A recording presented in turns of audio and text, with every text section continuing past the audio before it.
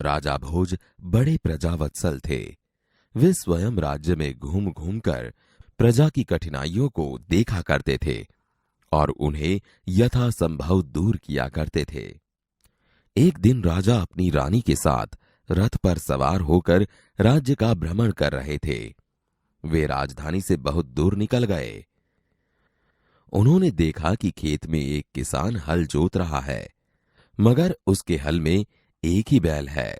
दूसरे बैल के स्थान पर उसकी स्त्री हल खींच रही है। राजा भोज ने रथ रोका और किसान के पास गए। भले आदमी, तुम यह क्या अत्याचार कर रहे हो? भला कहीं स्त्री को भी हल में जोता जाता है? मेरा एक बैल मर गया है। दूसरा बैल खरीदने के लिए मेरे पास धन नहीं है। अगर खेत न जुता तो मैं खाऊंगा क्या? किसान पुनः अपने कार्य में लग गया। उसे क्या पता था कि उससे बात करने वाला कौन है। अरे भाई, जरा सुनो तो। जो कहना है मेरे साथ चलते चलते कहो। मेरा काम क्यों रोकते हो? राजा भोज उसके साथ साथ चलने लगे। अपने काम के प्रति किसान की लगन देखकर राजा भोज बहुत प्रभावित हुए। भले आदमी, इस प्रकार तो तुम्हारी पत्नी थक जाएगी और थकावट की वजह से कोई दूसरा कार्य भी नहीं कर सकेगी। तो फिर तुम ही बताओ, मैं क्या करूं?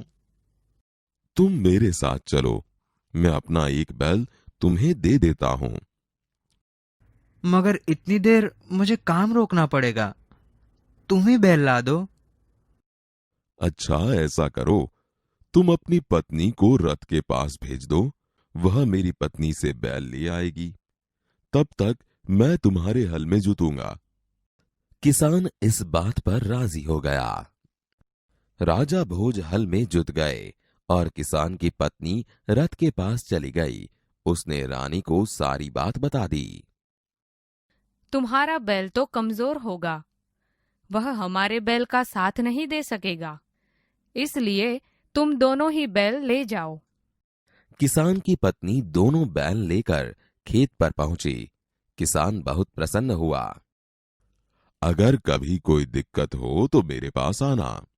राजा भोज ने उसे अपना परिचय दिया तो किसान बहुत शर्मिंदा हुआ। उसने राजा से बार बार क्षमा मांगी। राजा प्रसन्न होकर वापस चल दिए।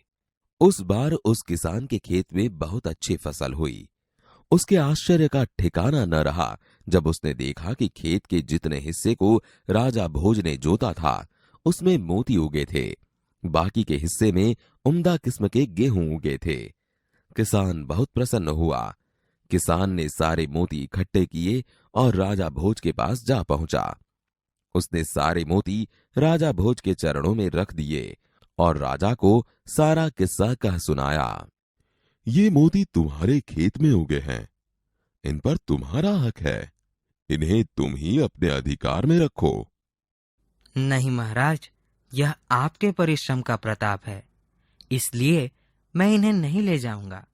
मेरी प्रार्थना है कि आप इन्हें राजकोष में जमा कर लें और गरीबों की भलाई के लिए काम में ले।